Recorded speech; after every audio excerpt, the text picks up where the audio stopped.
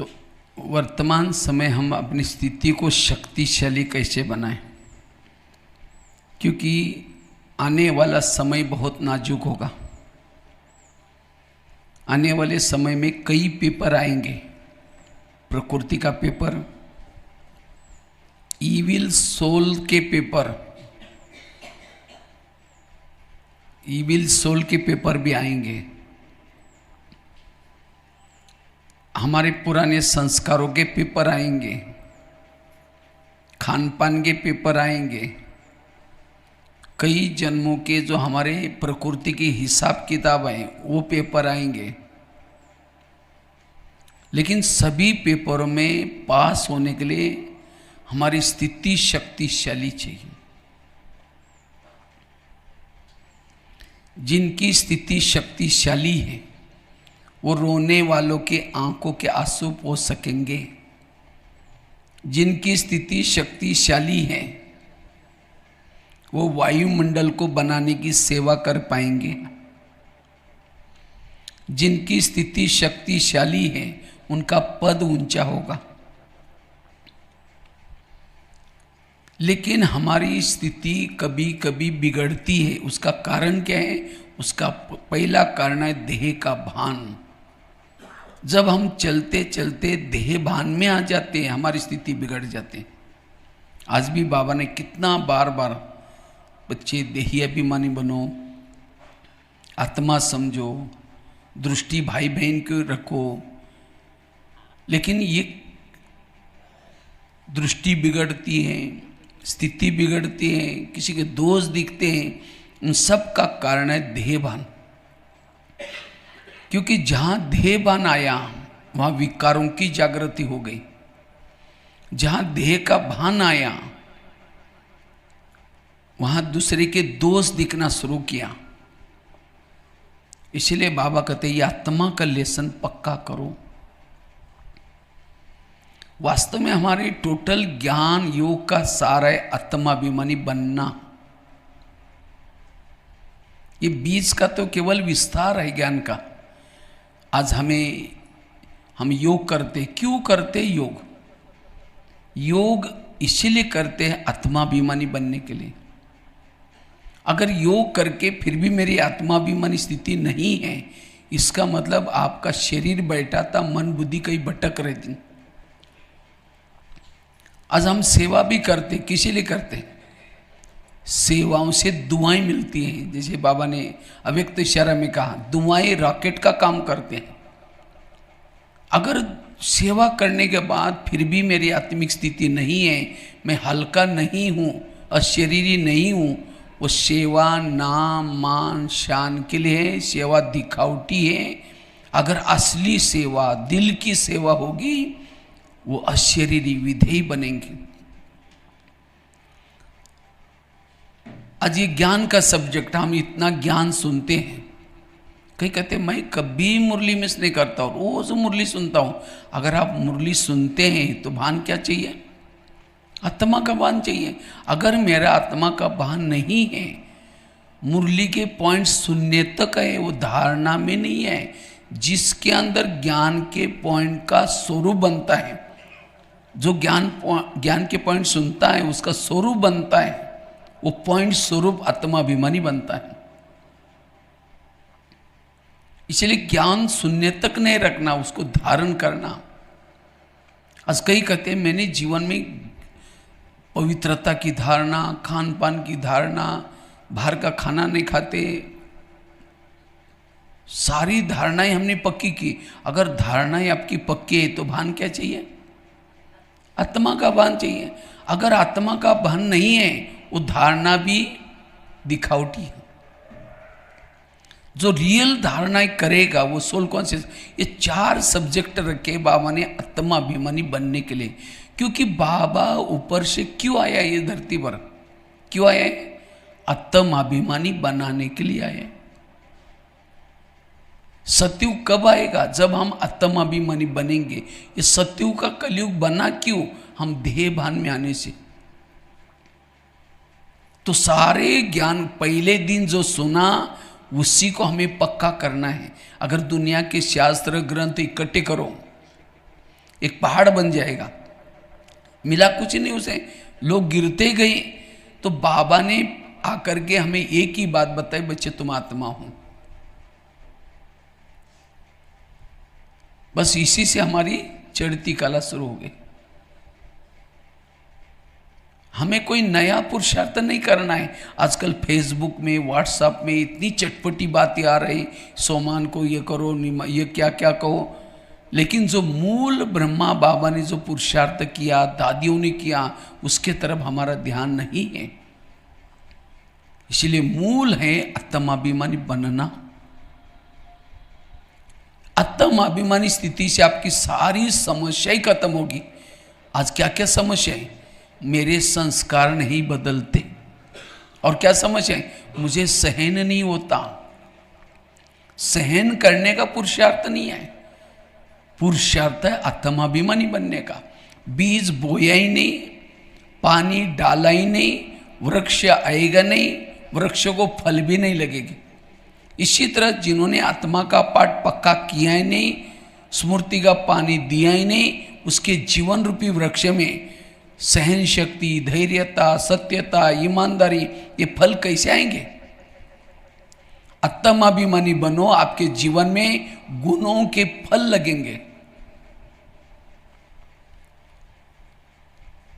आत्माभिमानी वालों को एक परमात्मा के सिवाय किसी का भी प्रभाव नहीं होगा, ना व्यक्ति का, ना वस्तु का, ना कोई चीज का।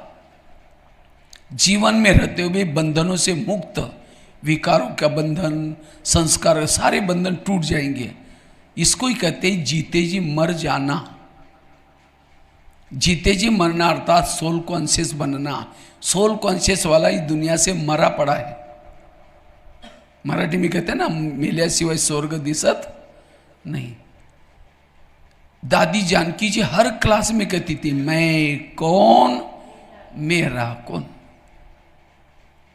इसलिए मैं की स्मृति में जो आत्मा की स्थिति में रहता है, आंखें खुली है, कान खुला है, देखते हुए न देखने की अवस्था है। आत्म अभिमानी वाला कर्म योगी है, उसका टाइम वेस्ट नहीं हो रहा है, हर पल बाबा से जुड़ा हुआ है। आत्म अभिमानी रहने से शरीर में वेव्स फैलते, किरणें फैलते, और उसी किरणों से हमें अतीन्द्रिय सुख की अनुभूति होती है। और जिसको ये अतीन्द्रिय सुख मिलता है, वो संसार की सुख फीका लगता है। कोई उसको मान दे, अपमान दे, कुछ नहीं चाहिए। पाना था सो वो तृप्त है, भरपूर है। आत्म अभिमानी स्थिति वाला ही उसकी जन्म जन्मांतर की सारी प्यास बुझ जाएगी। एक भाई कहता है, भाई साहब अगर कोई आग के पास जाएगा तो क्या होगा? गर्मी का अनुभव होगा। अगर कोई बर्फ के पास जाएगा तो क्या होगा? ठंडक का अनुभव होगा। इसी तरह कोई सर्वशक्तिवान बाबा के पास कोई बैठेगा तो क्या होगा? शक्ति का, शांति का अनुभव होगा। लेकिन कहता मैं डायमंड हॉल में बाबा आया था, 4 घंटा में बैठा था, लेकिन मुझे कोई अनुभव नहीं हुआ। बिल्कुल स्टेज के पास बैठा था, अनुभव नहीं हुआ। क्यों? अगर देह भान में जैसे कोई चुंबक है, चुंबक के सामने लोहे के टुकड़े डालो तो क्या होगा? खींच लेगा। लेकिन लोहे के टुकड़ों को बड़े से कपड़े के थान के अंदर लपेट करके डालो, खींचेगा? चुंबक खराब है। इसी तरह बाबा के सामने जो देह भान में बैठेगा, कोई अनुभव नहीं होगा। इसीलिए बाबा कहते बच्चे ये आत्मा का पाठ पक्का करो। आत्म अभिमानी वाला देवताओं के संस्कार, उसके अंदर देवताओं की संस्कृति आती है। इसलिए आत्मिक स्थिति में सदा रहना, इससे आप शक्तिशाली बन जाएंगे, हर समस्याओं का सामना कर सकेंगे। जैसे अभी सिक्किम के तरफ रात को 1 बजे अचानक बादल फट गया, अचानक सब चले गए। कितना सेकंड में अगर कितना लाश में तड़प के होंगे। इसीलिए ऐसे पेपर आएंगे, उसमें हमें ये आत्मा का पाठ पक्का चाहिए। दूसरी बात है, अगर हमें स्वयं की स्थिति को शक्तिशाली बनाना है, उसके लिए योग तपस्या के पर ध्यान देने की जरूरत है। विधि पूर्वक योग लगाने की जरूरत है। जितना योग से कनेक्ट रहेंगे, बाबा से कनेक्ट रहेंगे, उतना स्वयं की स्थिति को शक्तिशाली बना सकेंगे। शक्तिशाली बनने के लिए रोज की दिनचर्या में 3 बातें चाहिए। अमृत वेला का योग, क्लास के पहले योग, और तीसरा मुरली के महावाक्य सुनना। जो ये ब्राह्मण ने 3 चीजें सवेरे सवेरे करता है वो है शक्तिशाली। तो अमृत वेला कौन कौन करता है? हाथ खड़ा करो।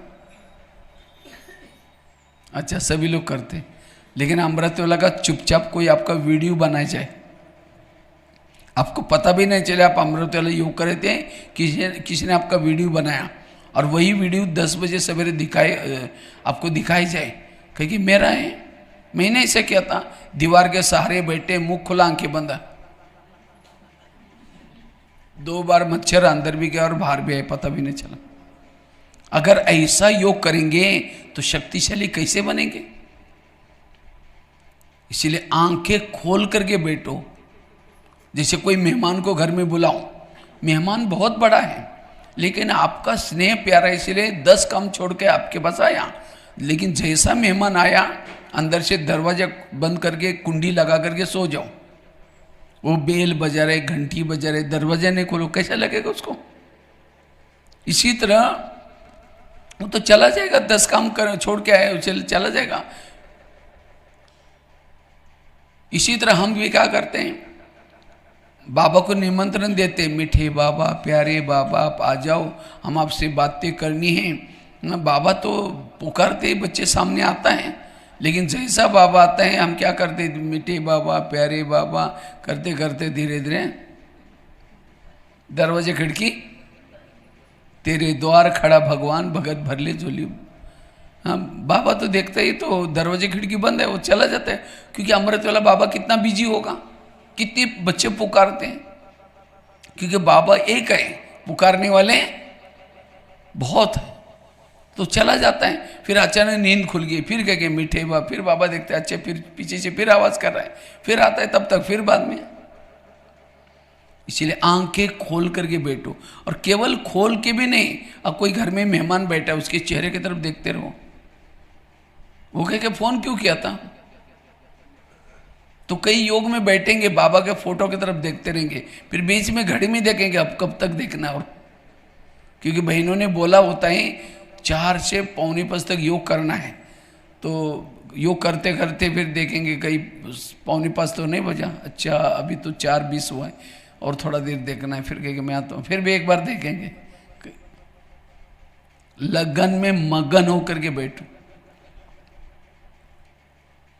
कई तो क्या करेंगे, मैं आत्मा हूं, शांत स्वरूप, शक्ति स्वरूप, अब जा रही हूँ चांद सूरज तारंगन के पार। अब तारंगन के पार से झुटका लगा दे, नीचे हड्डी गुड्डी टूट जाएगी।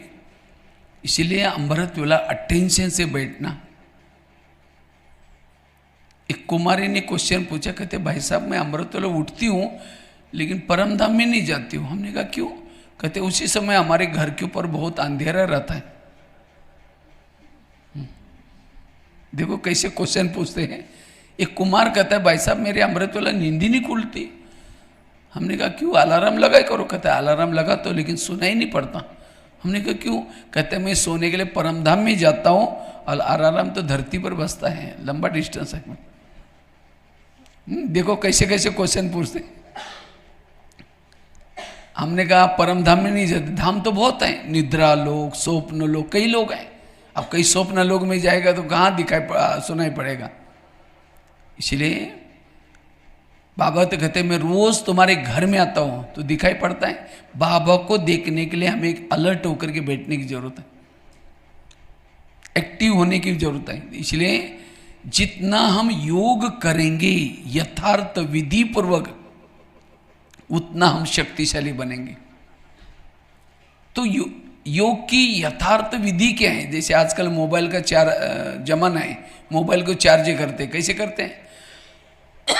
मोबाइल को प्लग के पास लाकर रखेंगे, दोनों तारे डालेंगे, केवल रखेंगे नहीं, तारे डालेंगे, स्विच चालू करेंगे तो मोबाइल क्या होता है?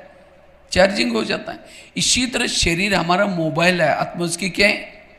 बैटरी है। तो बाबा ने क्या किया है, मोबाइल को आत्मा रूपी बैटरियों को चार्ज करने के लिए जगह जगह पर प्लग के पॉइंट बनाया है। सेंटर क्या है, प्लग के स्थान है। तो हमें दिन में एक बार अपने शरीर को कहाँ लाना है, प्लग के पास, सेंटर के पास लाना है। और केवल लाकर रखना नहीं, समझो मोबाइल को प्लग के पास लाकर रख दिया, तारे डाली नहीं, चार्ज नहीं होगा। इसलिए मन बुद्धि लगानी है, और एक नहीं दोनों भी।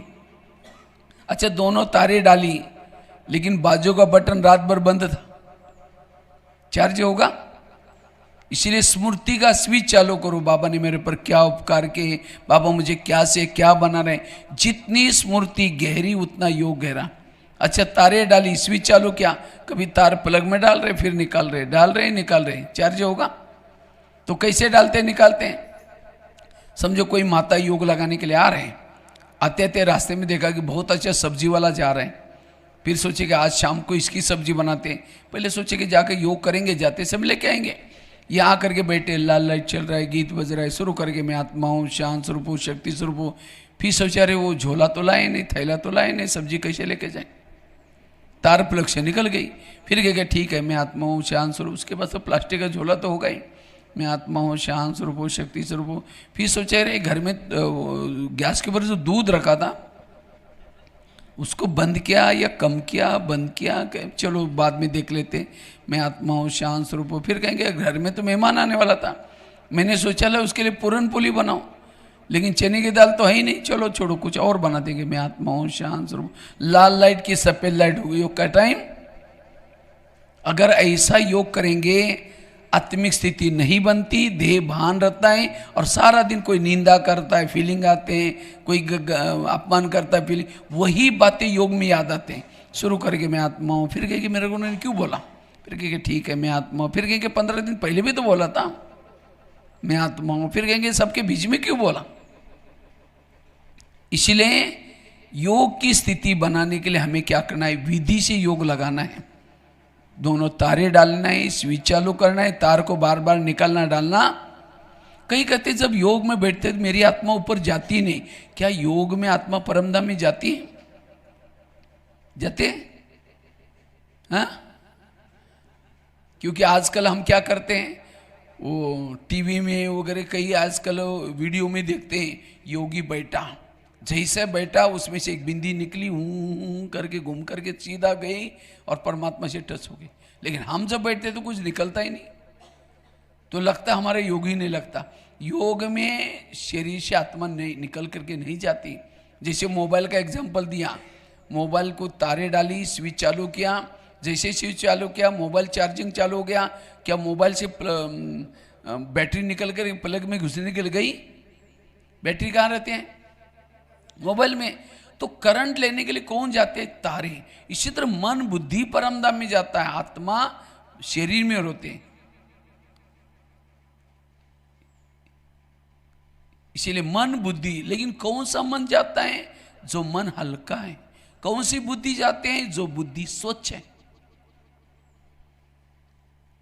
ये दोनों की हमें बड़ी अच्छी संभाल करनी है।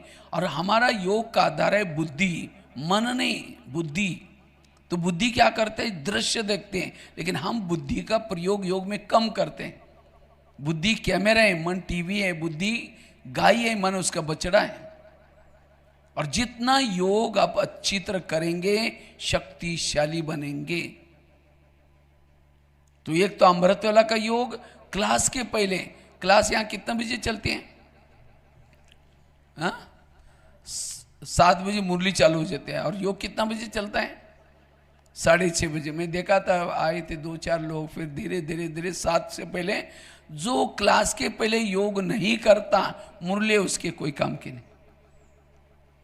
मुरली उसके धारणा में नहीं आती।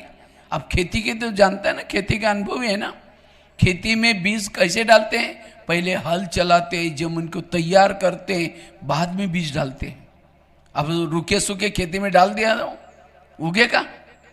इसी तरह ज्ञान का बीज दिमाग में डालना है, उसके पहले आधा घंटे का योग बड़ा जरूरी है। और संगठन का योग कब मिलता है हमको? केवल क्लास के पहले।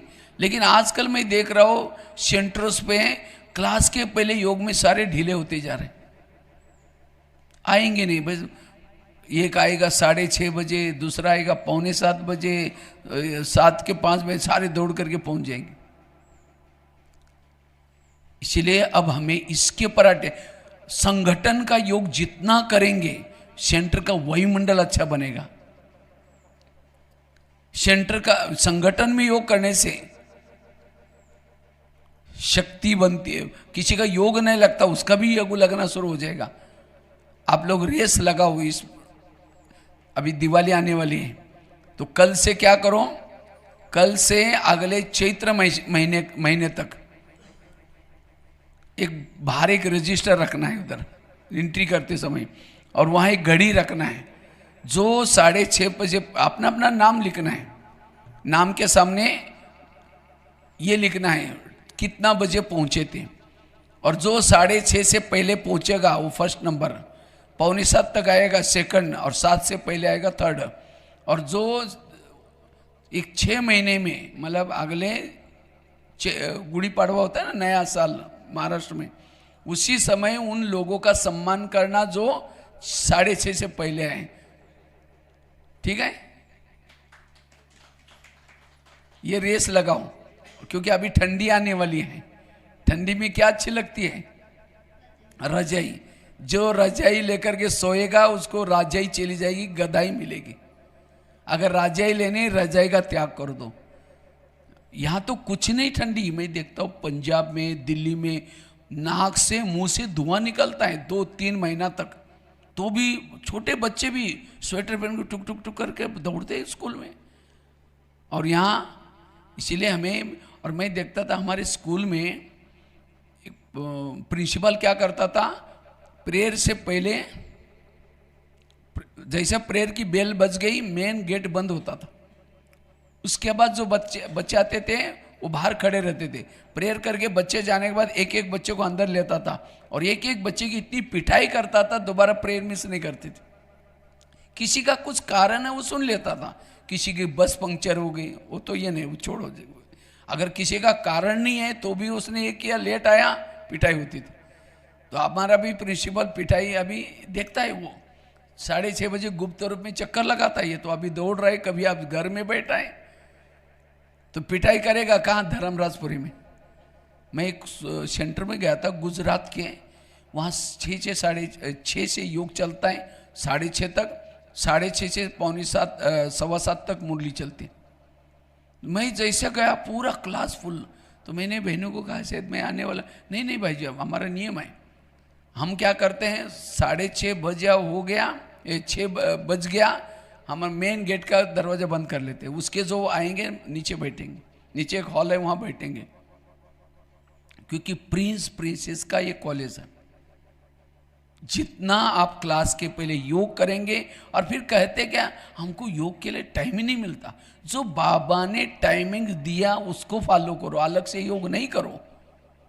क्लास के पहले दिया है, अमृत वाला दिया है, रात को सोने से पहले ट्रैफिक कंट्रोल, इसको फॉलो करो। आपको अलग से कोई तपस्या करने की कोई जरूरत नहीं, उसको ही हम नहीं फॉलो करते हैं। और कोई ना कोई बहाना करते हैं, बच्चे स्कूल में जाते हैं, ये जाते हैं, हम तो अभी किचन में सेवा करते हैं, हमारे कितने जाते हैं लोग, 5-5 हज़ार 10-10 हज़ार। इसलिए अंदर अटेंशन देना है कि क्लास के पहले योग करना है।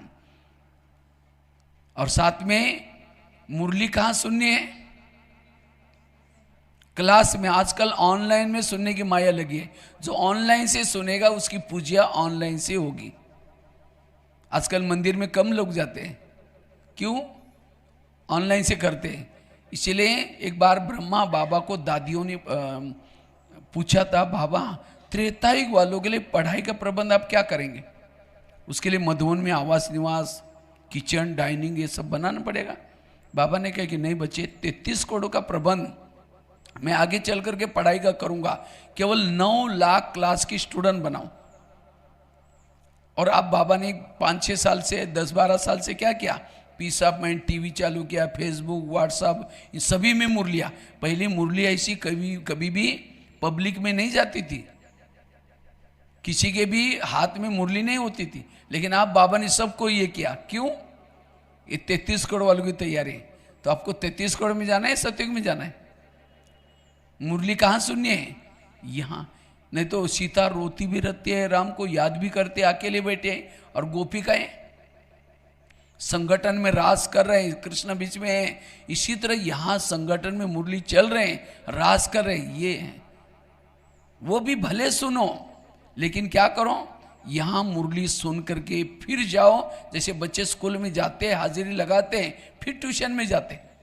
केवल ट्यूशन की पढ़ाई से नहीं होती, हाजिरी यहाँ लगती है। इसलिए मैं रोज यहाँ आकर के मुरली सुननी है।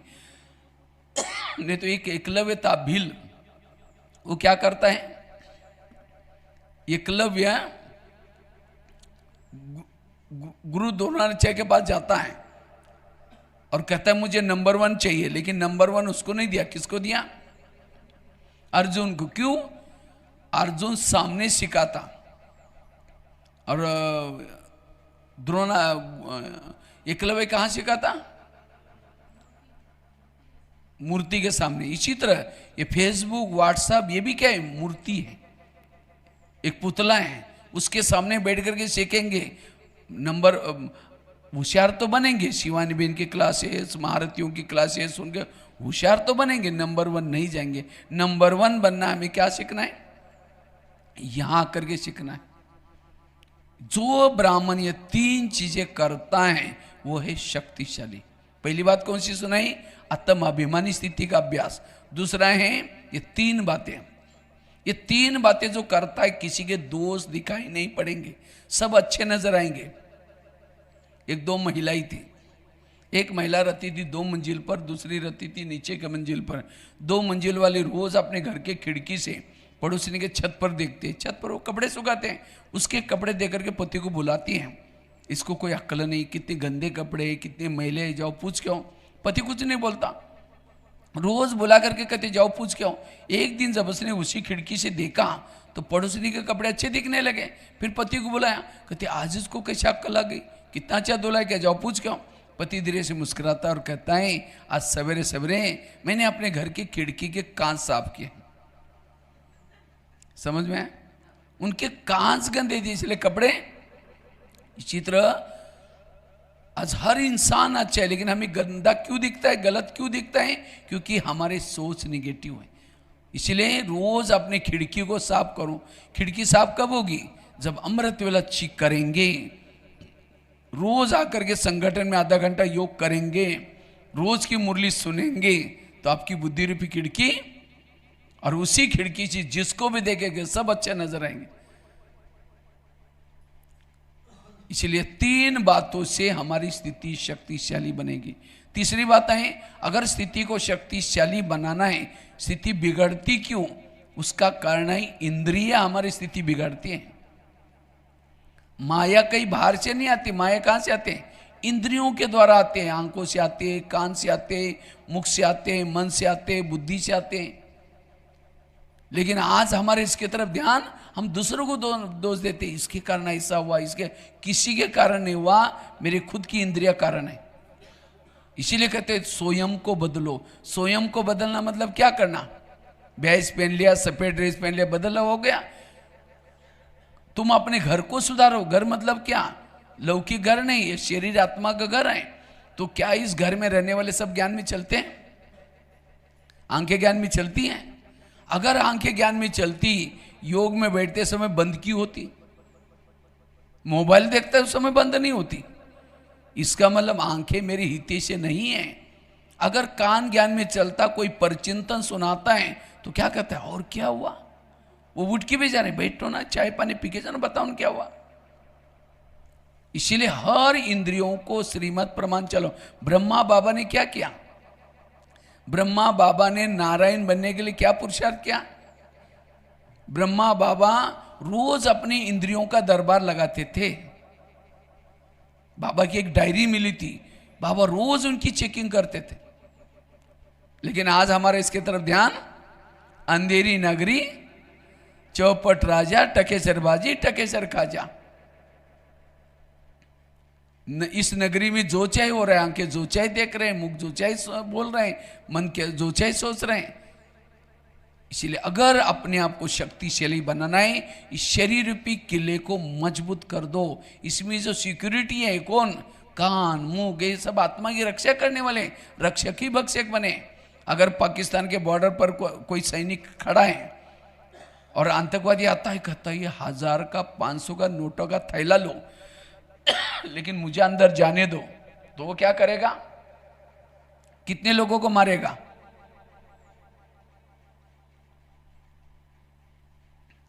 इसीलिए वो सैनिक को नोट प्रेमी नहीं, क्या बनने की जरूरत है? देश प्रेमी। तो आज हमारी हर इंद्रियों के अंदर, अगर इंद्रियों के अंदर विकारों के लिए आकर्षण है, आप एक संगम युग नहीं, ऐसे 10 संगम युग भी ज्ञान में चलो, कोई भी परिवर्तन आने वाला नहीं है। इसीलिए इंद्रियों के अंदर विकारों के लिए नफरत पैदा करो। जैसे भारत में अंग्रेज घुसे थे, कैसे घुसे थे? भारत में नवाबों का शासन था, बंगाल का नवाब, बिहार का नवाब, सूरत का नवाब। अंग्रेज आए, नवाब के साथ दोस्ती की और दिल्ली के ऊपर अटैक किया, और भारत क्या हो गया? गुलाम। इसी तरह माया रूपी अंग्रेज आते हैं और दोस्ती किसे करते हैं? इंद्रियों से। कान के साथ दोस्ती की, मुंह के साथ दोस्ती की, आंखों के साथ दोस्ती की और आत्मा के ऊपर अटैक किया। इसीलिए आज हमारा शरीर रूपी देश गुलाम है। तो अंग्रेज लोगों को भगाया कैसे? जनता को जागृत किया। जालियनवाला बाग, नमक का सत्याग्रह, नारे बनाए, और तब जनता ने कहा अंग्रेजों गो बैक, भारत छोड़ो, तब चले गए। इसी तरह हमारी हर इंद्रिया कहे कि माया गो बैक। इसीलिए हमें रोज ये ब्रह्मा बाबा ने जैसे दरबार लगाया, ये पुरुषार्थ करना है। एक एक इंद्रियों से बातें करो। हे मेरे कान, तुम मेरे इस राज्य के शान हो, अगर तुम ना होते मैं ईश्वरी मावो के कैसे सुनता। लेकिन कभी कभी तुम व्यर्थ भी सुनते हो। अगर सुनेगा मैं तुमको सजा दूंगा। आगे चलो मुख के पास। हे मुख, तुम भी मेरे इस राज्य के शान हो, अगर तुम ना होते मैं ईश्वरी मावो के दूसरों को कैसे सुनाता। लेकिन कभी कभी तुम परचिंतन करते हो, करेगा मैं तुमको सजा दूंगा। आगे चलो आंखों के पास। हे आंखें, मुझे 84 जन्म में बहुत आंखें मिली, तुम्हारे जैसे भाग्यशाली कोई नहीं मिली, क्योंकि तुम्हारे द्वारा मैंने सत्यम शिवम सुंदरम को देखा है। क्या प्रभु को देखने में तुम्हारा पेट नहीं भरा? तुम व्यर्थ क्यों देखते हो? देखेगा, सजा दूंगा। आगे चलो पाँव के पास। हे पाँव, तुम भी मेरे इस राज्य के शान हो, अगर तुम ना होते मैं सेवा करने के लिए कैसे जाता। सेवा मुख ने भाषण की, आदि वो किसको मिली? पाँव को, क्योंकि पाँव घुटने के ऊपर पूरा शरीर को लेके आता है। इसीलिए कोई भी आता है तो उसके चरण छूते हैं। लेकिन कभी कभी पाँव तुम परचिंतन करने के लिए लेके जाते हो। परचिंतन क्या? मुख ने। पाप किसको चढ़ा? पाँव के ऊपर। माना हर इंद्रिया आत्मा की एंटी में है। इसीलिए इसको सुधारना, और इसी के आधार से भविष्य का पद है। राजा कौन बनेगा, दासी कौन बनेगा, साहूकार कौन बनेगा, इसका आधार है स्वराज्य अधिकारी। अगर मेरा इंद्रियों पर शासन नहीं है, मैं ज्ञान दूसरों को नहीं सुनाता हूं, मैं धन के सेवा नहीं करता हूं, धन भी सेवा में नहीं लगाता हूं, इंद्रियों के अधीन हूं, ऐसी आत्मा क्या बनते हैं? दास दासी। जो उदास रहता है वो दास दासी। अगर समझो धन से सेवा की, ज्ञान भी सुनाया, लेकिन इंद्रियों पर शासन नहीं, वो क्या बनता है? साहूकार। कोई ज्ञान में चलता है, धन से सेवा नहीं करता, ज्ञान भी नहीं सुनाता, लेकिन इतना गुप्त पुरुषार्थ करा है, इंद्रियों पर शासन किया पुरुषार्थ करके, वो तो राजा तो बनेगा, लेकिन कंगाल राजा बनेगा। और जिसने धन से सेवा की, ज्ञान भी दूसरों को सुनाया, इंद्रियों पर भी शासन किया, वो संपन्न राजा। इसीलिए अगर मुझे स्थिति को पावरफुल बनाना है, एक एक इंद्रियों पर शासन करो। रात को सोते समय फिर चेक करो। सबसे पहले कान से पूछो, कान तुम्हारा चार्ट कैसा रहा? तुम्हारा धन्यवाद सवेरे मुरली सुनी थी, लेकिन 12-1 बजे कोई माता जी आई थी और तुमने नज़दीक जाकर के सुना था, और क्या हुआ? क्योंकि मैंने शीशी कैमरे में देखा है, मेरा तीसरा नेत्र सदा एक्टिव है। आजकल लगाते हैं ना शीशी कैमरे, तो हमारा भी एक किला है, इस किले के चारों तरफ से शीशी कैमरा, बुद्धि रूपी नेत्र खुला है। तो उसको सजा दो कान को। कौन सी? कैंची लेकर के काट करके नहीं फेंको, जा तुम मेरे राज्य से निकल जा, तुम गलत सुनते हो, ये सजा नहीं दो। कौन सी? दोबारा मुरली सुनाओ। क्योंकि जिसमें कान में ज्ञान कम है वही परचिंतन सुनेगा। आगे चलो मुख्य पास। तुम्हारा चार्ट कैसा रहा? तुम्हारा धन्यवाद, तुमने सेवा की थी, ज्ञान सुनाया था, लेकिन जब कान ने दरवाजा खोला तुमने और अंदर घुसाया, इसीलिए तुम्हारे लिए सजा कौन सी? कल के दिन तुम्हारा कारोबार बंद, मौन। ऐसे अपनी इंद्रियों के प्रति क्या करो? लॉ चल। कई माता कहते मेरे बच्चे मानते ही नहीं है। क्यों नहीं मानते? जिसकी इंद्रियां नहीं मानती उसका कहना कोई। इसलिए स्वराज्य अधिकारी बनने से स्थिति पावरफुल। 3 बातें बताई। पहली बात आत्माभिमानी, दूसरी बात विधि पूर्वक योग लगाने से 3 बातें अंडर। तीसरी बात स्वराज्य अधिकारी। चौथी बात स्थिति बिगड़ने का कारण है परचिंतन। जब एक दूसरे के हम दोष देखते हैं, अवगुण देखते हैं, स्थिति बिगड़ गई। भगवान से प्यार करने से पूर्व भगवानी रुचि व दुनिया का हर इंसान मुझे प्रिय चाहिए। हम कहते फलानी ऐसी है, वो ऐसी है, और शाम को योग में बैठेंगे, बाबा प्यार करेगा। अब किसी के घर में जाओ, बच्चे भी बैठे हैं, बाप भी बैठा है, बच्चों को कहेंगे बच्चे ठीक नहीं, नालायक है, ऐसा है वैसा है, और बाप को कहेंगे आप बहुत अच्छे है, कितने अच्छे हैं। बाप कहेगा तुम पहले यहाँ से भाग जाओ। हर माँ बाप को अपने बच्चे प्यारे होते हैं। इसलिए मुझे किसी का परचिंतन ना करना है ना सुनना है। 1 महीना पहले मुरली चली, अभी लगभग 1 महीना हुआ। बच्चे परचिंतन, परदर्शन, परमत से मुक्त, परोपकारी बनो। बाबा कहते बच्चे झगमुई नहीं करो, किसी के दोष ना देखो। ये बाबा क्यों कहता है? इससे हमारी स्थिति बिगड़ जाती है। इसलिए अगर स्थिति को मजबूत बनाना है, किसी की भी दोष देखना, अर्थात कोयले का व्यापारी बनना। जो कोयला का व्यापारी होता है वो कैसा होता है? हाथ भी काला, मुंह भी काला, जिसको बेचे वो भी काला। इसी तरह जो दूसरे की दोष देखता है, खुद का टाइम वेस्ट कर रहा है, दूसरों को भी टाइम वेस्ट कर रहा है, वायुमंडल खराब कर रहा है। कोई गवर्नमेंट देखता है कि कोई फैक्ट्री से धुआं निकल रहा है, उसको बंद करता है। परचिंतन करने वालों को बुद्धि का ताला बंद हो जाता है। मुरली के पॉइंट नहीं, उसके बुद्धि में सब निकल जाता है। इसलिए परचिंतन से बचना। जो परचिंतन करता है वो आत्मचिंतन, परमात्मा चिंतन नहीं कर सकता। परचिंतन करने वाला खुद कमजोर है। जैसे कि कोई आकर के आपके घर में कचरा डाले, आप क्या कहेंगे? आपका धन्यवाद, रोज आया करो, जहां पूजा होते है वहां डाला करो, ऐसे बोलेंगे? उसको तो भगाएंगे। लेकिन यहां कोई व्यर्थ बातें सुनाता है तो क्या करते हैं? और क्या हुआ? उठ के भी जा रहे, बैठो ना, चाय पानी पी के जाओ ना, बताओ ना और क्या हुआ। एक बार सुना तो दूसरे दिन रोज आएगा। जैसे कोई किसी को वोमिटिंग आते है, वो कहाँ जाता है? वॉश बेसिन में जाकर उल्टी करता है। अगर कोई वोमिटिंग करता है तो हम कहते हैं उसको भगाते हैं, और हम नाक बंद करके इधर मुँह करके। अब वो कोई उल्टी करता है तो उसको भगाते हैं। लेकिन यहाँ कोई उल्टी करता है तो परचिंतन सुनाता है, तो भगाने के बजाय आ जाओ। और कहाँ परचिंतन को सुनाते हैं? कान में। तो कान कोई वाष्पेशन तो नहीं है ना? वैसे कान का आकार कैसे है? सुंदर सा वाष्पेशन है, बीच में नली भी है। तो इसीलिए ऐसी बातों से स्वयं को बचाना, परचिंतन से बचना। परचिंतन करने वालों की भावना बिगड़ जाती है, और एक बार भावना बिगड़ गई, कई तो यहां से भी चले जाते हैं। कई को भावना बिगड़ने से सेवा भी नहीं करेंगे, इसलिए उससे बचना। लास्ट की एक बात है, अगर हमारी स्थिति बिगड़ती है, स्थिति को शक्तिशाली बनाना है, समर्थ सोचना शुरू करो। अपने संकल्प को समर्थ बना दो, और जिसके संकल्प समर्थ हैं उनकी स्थिति भी समर्थ है। क्योंकि संकल्प से शब्द बनते हैं, संकल्प से वृत्ति बनते हैं, संकल्प से दृष्टि बनते हैं, संकल्प से व्यवहार। जिसके संकल्प ही निगेटिव, बीज ही निगेटिव, वो खुद ही कमजोर। और आजकल वर्तमान समय जो माया जो प्रभाव डाल रहे हैं संकल्प के ऊपर, मुझे लगता है इस सीजन की जितनी भी मुरलियाँ चल रहे अभी, और सीजन के पहले रिवाइज मुरलियाँ, बच्चे संकल्प की बचत करो, समय की बचत करो। क्योंकि जिसके संकल्प गए उसका समय भी गया, उसकी शक्तियाँ भी गई। इसलिए संकल्प को सदा पॉजिटिव। जिसके संकल्प निगेटिव, उसको रात को चैन की नींद नहीं आती।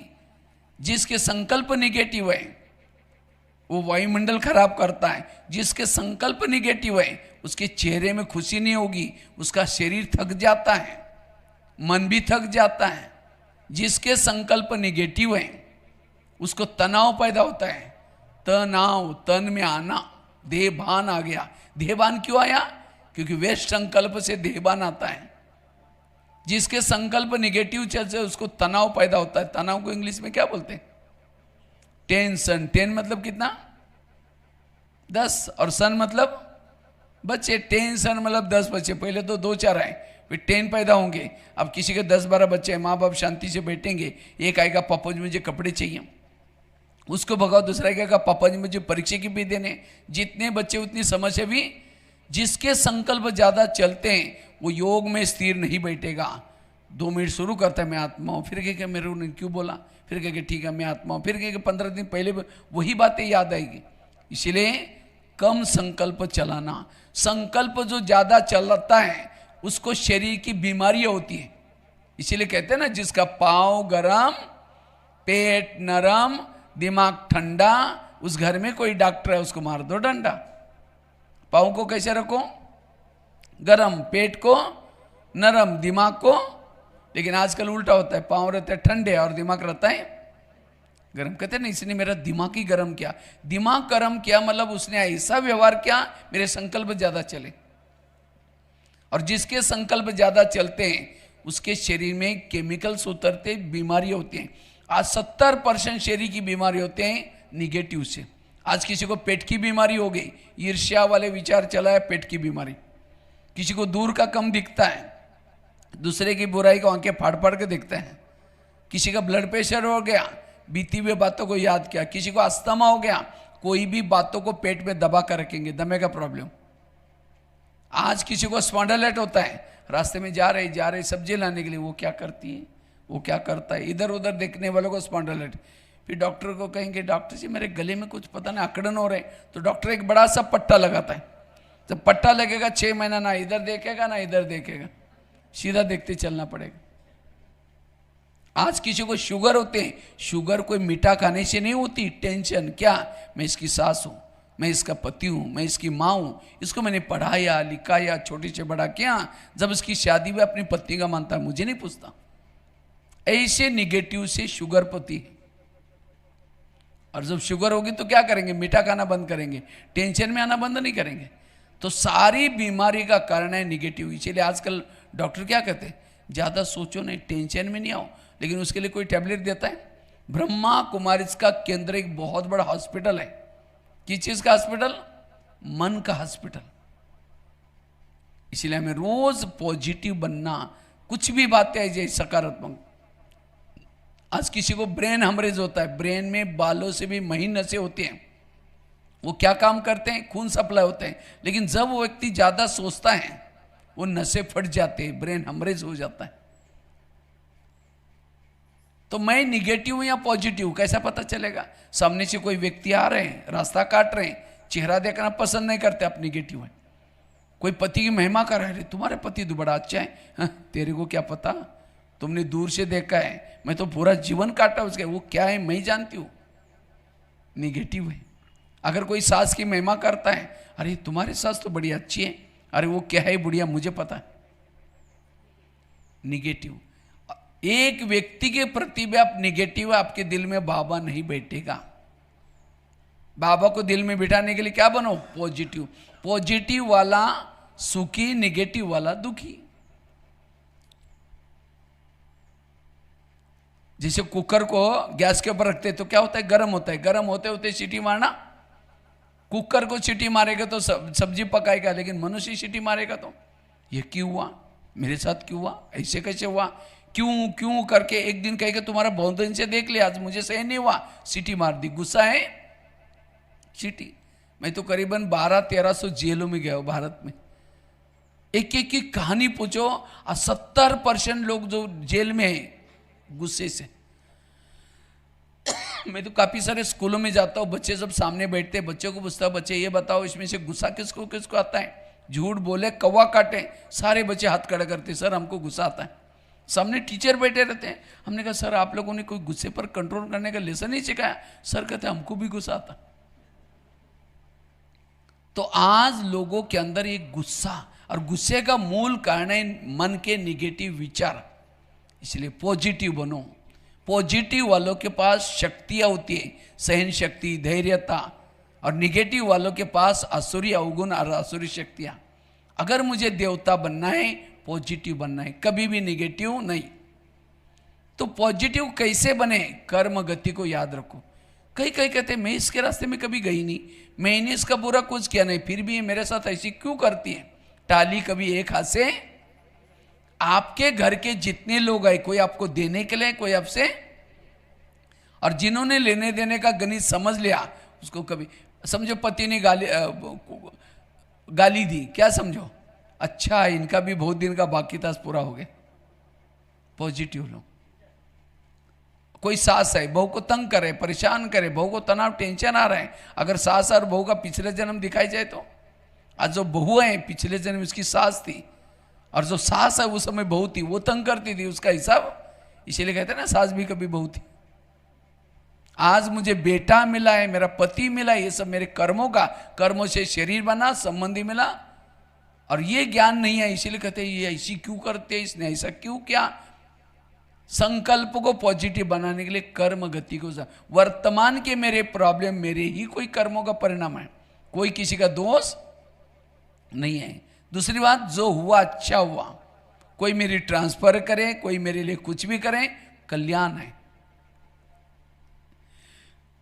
तीसरी बात है, रोज हमें क्या करना है? अगर संकल्प को पॉजिटिव बनाना है, इसीलिए ड्रामा को पक्का करना है। तो आप लोगों को अपना अपना ड्रामा पसंद आया? हाँ, ये कई कहते हैं क्या बाबा मेरा ड्रामा बनाया, पति भी खराब है, बच्चे भी झगड़ा करते हैं, पड़ोसी भी अच्छी नहीं है, मेरा ड्रामा थोड़ा बदल देना। तो किसको किसको ड्रामा बदलना, हाथ खड़ा करो। अभी मैं जा रहा हूँ आज मधुबन में, बाबा मिलन का दिन है। जाते मैं बाबा कमरे में जब जाऊंगा ना, कहूँगा बाबा वर्धा में गया था, कुछ लोगों ने ड्रामा का, उनका ड्रामा पसंद है, बदलने के लिए कहा है। किसको किसको बदलना, हाथ खड़ा करो। अच्छा, सबको पसंद है, जिनको पसंद है हाथ खड़ा करो। नहीं बाबा मेरा ड्रामा बहुत अच्छा है, पसंद है। हाँ, पसंद मरा हुआ था। अगर ऐसा है तो मतलब कुछ गड़बड़। अगर पसंद होता तो दोनों भी हाथ, क्योंकि ड्रामा बदल देंगे तो ये जो ड्रामा बना है वो भी बदल जाएगा।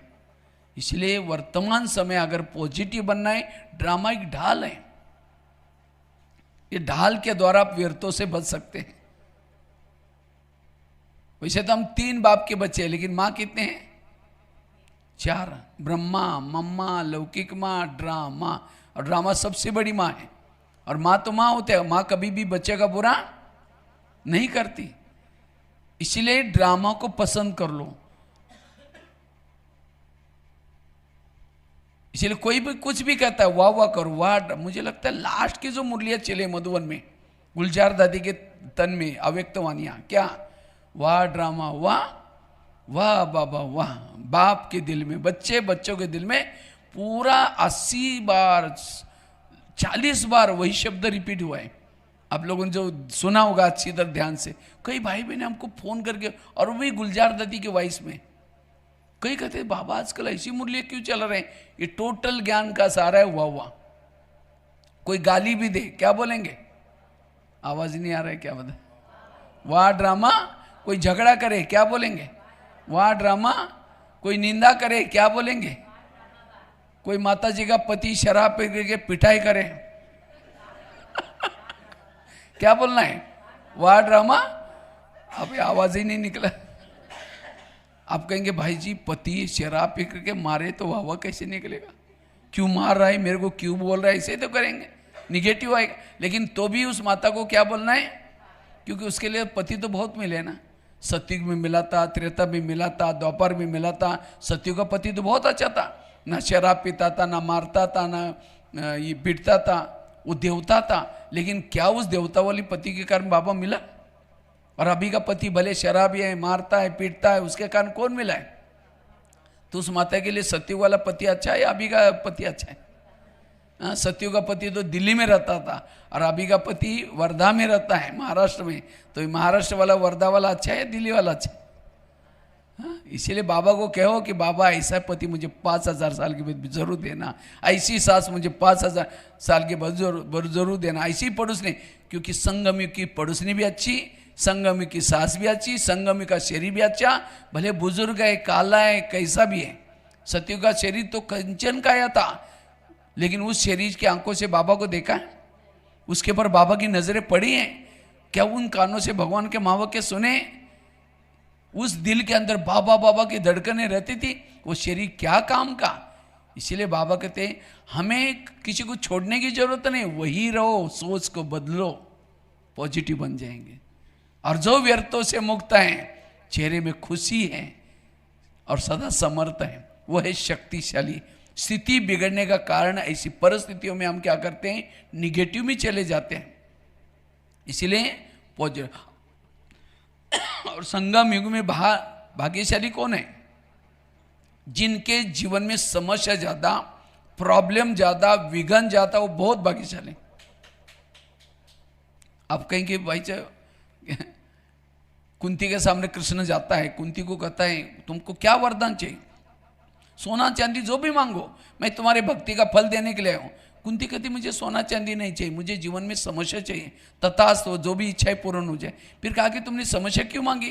कहते समस्या होगी, आप सदा मेरे साथ में रहेंगे और आप मेरे साथ में रहेंगे, यही मेरा सौभाग्य। तो जिनके जीवन में समस्या है, कौन याद आएगा? इसलिए बाबा बांधीली माताओं को ज्यादा याद करता है।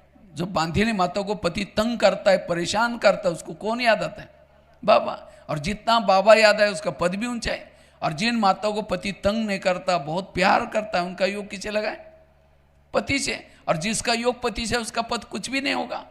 तो पति तंग करने वाला चाहिए या प्यार करने वाला चाहिए?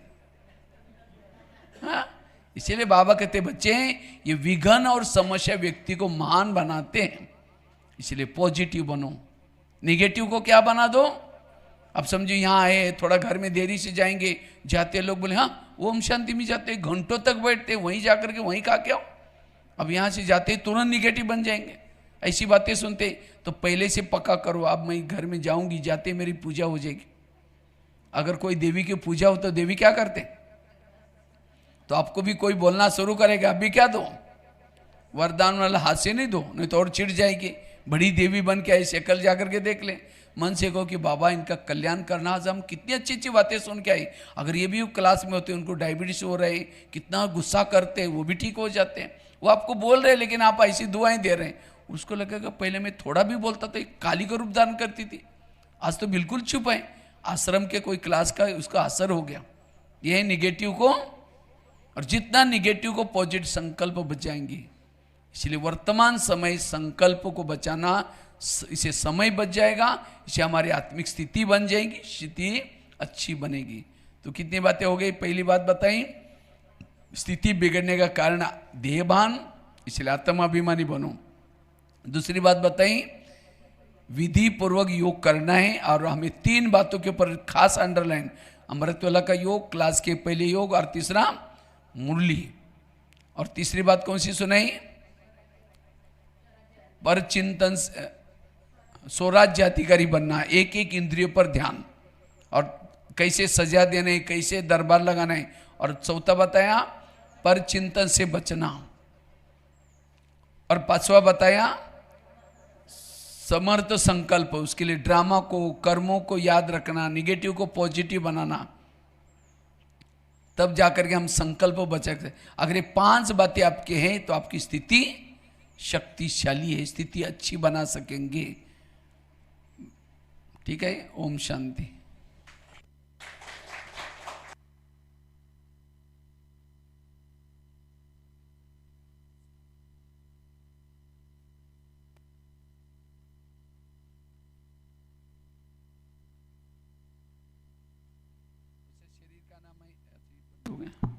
शरीर का नाम है भगवान भाई। लौकिक में मैं सांगली से हूँ, तो वैसे तो मैं 11 साल स्कूल नहीं गया था।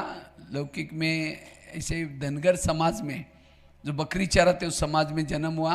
तो 11 साल के बाद मन में आया कि मुझे कुछ करना है। तो हमारी खेती से रोज़ बच्चा जाता था, उसके पीछे पीछे गया। तो मंदिर में स्कूल लगती थी। टीचर ने कहा पहले क्यों नहीं आए? हमने कहा सर मुझे पता नहीं। तो कहा कि नहीं तुम तो नहीं पढ़ सकते। मैंने कहा सर मुझे कोई सर्टिफिकेट नहीं चाहिए। तो मेरी लगन देकर के टीचर ने कहा ठीक है कल से आओ। तो पहले दिन 5वीं कक्षा में बिठाया। रोज अब जाना शुरू किया, घर वालों ने मना कि अपने पैसे नहीं जाना। मैंने कहा मैं बिना पैसे का पढ़ूंगा। तो मैं रद्दी से डायरी लाता था, पानी से धुलाई करके फिर लिखता था। तो एक दिन आया, उसी रद्दी में ब्रह्मा कुमारी का किताब मिला और उसी से बाबा के ज्ञान में आए। देखो गरीबी के पीछे भी कल्याण। और वो किताब खास तो अपना मराठी लिटरेचर नागपुर से छपता है।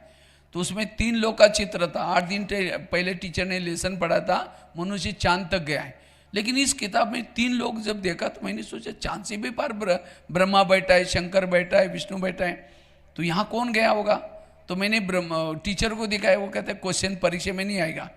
तो मैंने सोचा कौन बताए। फिर मैंने यहाँ पत्र लिखा नागपुर में, उस समय धर्मपेट हाई कोर्ट रोड ऐसा कुछ एड्रेस था, पुराना छोटा एक सेंटर था। तो वहाँ से मुझे पत्र आया पुष्पा रानी दीदी का, आप 10 रुपये भेजो, इसके बारे में जानकारी देंगे, आपकी दैवी बहन पुष्पा रानी। तो मुझे लगा कि मेरी दैवी बहन कोई रहती है। तो फिर यहाँ से करस्पॉन्डेंट कोर्स की किताब आई, उसी से कोर्स हुआ। और आज मधुबन में 40 साल से रहता हूँ। वो सेवा करते हुए भी करीबन 12,000 स्कूलों में कार्यक्रम दिए, 1100-1200 जेलों में, और इसके कारण इंडिया बुक ऑफ रिकॉर्ड में नाम दर्ज है। नेपाल के 70 जिले में जाकर के सेवाएं की, भारत के भी कोने कोने में जाकर के सेवा करता रहता हूँ। और 30-40 मासिक में लिखता हूँ। देखो कहाँ थे यार बाबा ने क्या से क्या बना है, ये है बाबा। तो मैंने जो ये आपको बातें सुनाई, ये मैं क्लास नहीं किया, लेकिन मैंने अपने आप को समर्थ बनाने के लिए किन बातों का ध्यान दिया था, वो बातें आपको सुनाई। वैसे तो ये तो 5-6 घंटे का क्लास है, लेकिन मैंने शॉर्ट में आपको कुछ बातें बताई। ठीक है, ओम शांति।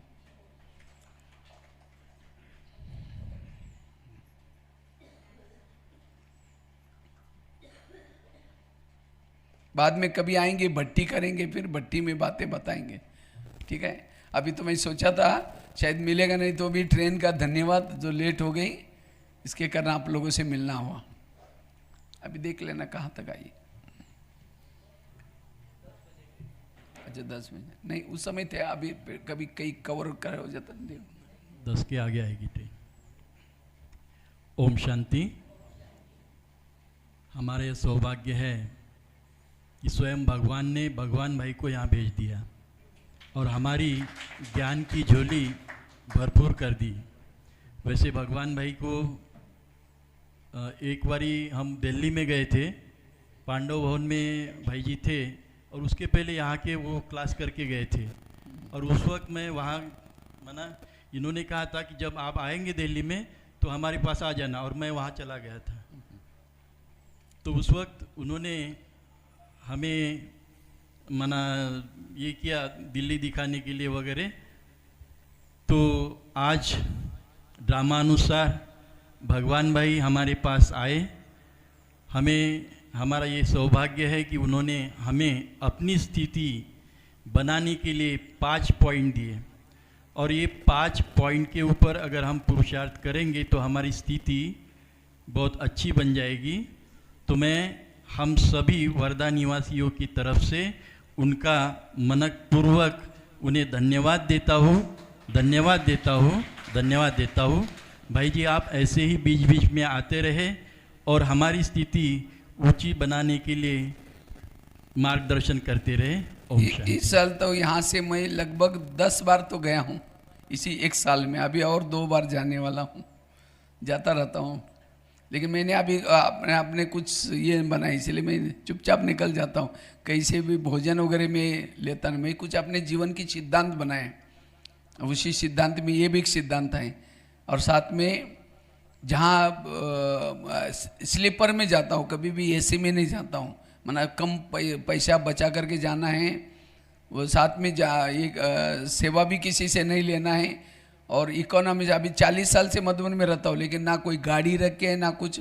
और भारत में सबसे ज़्यादा हम लोग मधुबन से ट्रैवलिंग करने वाला मैं, लेकिन इकोनॉमी से चलता हूँ। और जाते समय बैनर भी साथ में रखता हूँ, माइक भी साथ में रखता हूँ, ताकि सेंटर पर नहीं तो कई बार क्या होता है, बैनर बनाया 2-4 दिन में प्रोग्राम हो गया, फिर दाल सुखाने के लिए काम आएगा। लेकिन हम ऐसे नहीं, एक बार बनाया 1 साल उसको यूज़ करता हूँ, इकोनॉमी। ठीक है, ओके, ओम शांति। बाद में कभी आएंगे आपके यहाँ, स्कूलों में करें। मुझे लगता है यहाँ स्कूलों में हमने नहीं किया आपके पास। अभी बीच में अमरावती भी मैं करके गया था बहुत सारे स्कूलों में, अब मई महीने में आया था। चलो ओके। सभी को टोली मिलेगी, थोड़ा योग करके फिर भाई जी से सभी टोली लेंगे। ओम शांति। हाँ,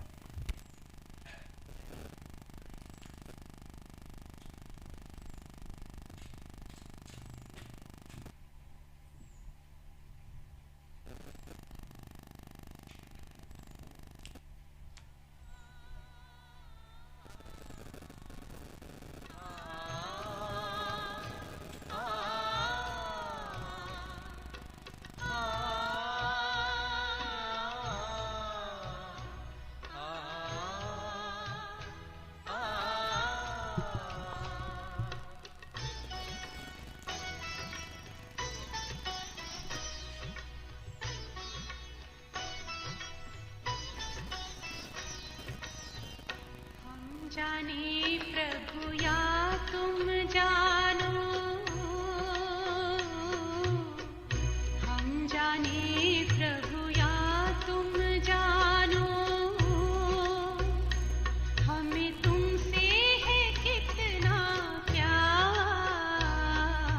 तुम ही जिगर में, तुम ही नजर में, जिगर में, तुम ही नजर में, हो तुम ही मेरा संसार।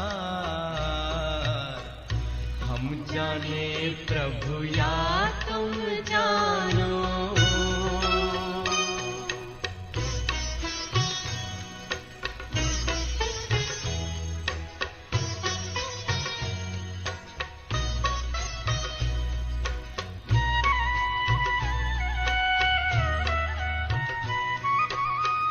पूछते हैं अपने दिल से, पूछते हैं अपने दिल से, हम कितने महान हैं। दुनिया जिसको ढूंढती है, दुनिया जिसको ढूंढती है, वो हम पर कुर्बान है। खींचता है मन को हमारे, खींचता है मन को हमारे, पल पल तेरा प्यार। हम जाने प्रभु या तुम जानो।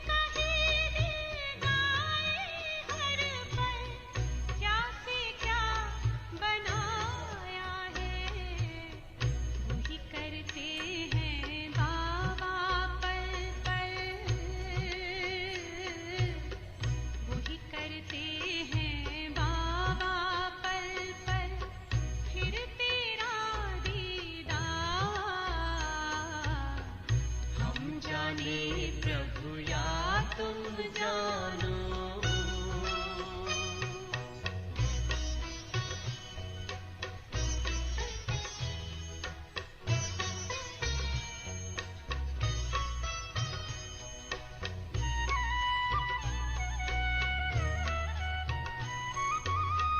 मन मंदिर में तेरी मूरत,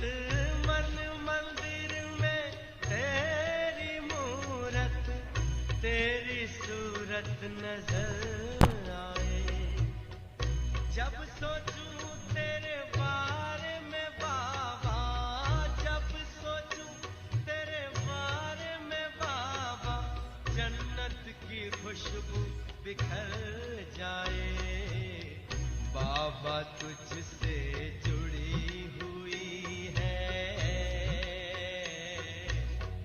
बाबा तुझसे जुड़ी हुई है, श्वासों की हर तार। हम जाने प्रभु या तुम जानो, हम जाने प्रभु या तुम जानो, हमें तुमसे है कितना प्यार।